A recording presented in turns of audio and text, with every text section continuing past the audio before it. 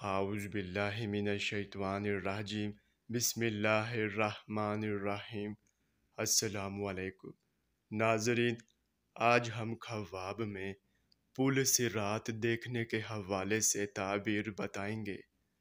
اس سے پہلے اگر آپ نے ابھی تک ہمارے چینل کو سبسکرائب نہیں کیا ہے تو سبسکرائب کر دیں اور ساتھ میں گھنٹی کے نشان کو دبا دیں تاکہ آپ کو دیگر آنے والے خواب کی تعبیر سب سے پہلے مل سکے۔ چلیے اب ہم چلتے ہیں خواب کی طرف۔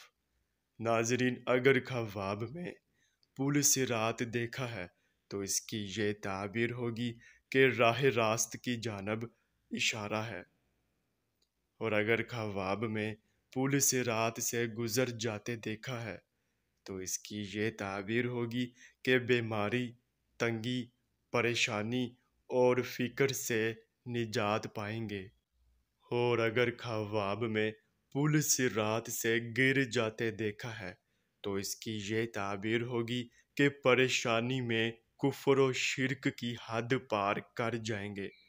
اگر آپ نے یہ خواب دیکھا ہے تو آپ توبہ کریں۔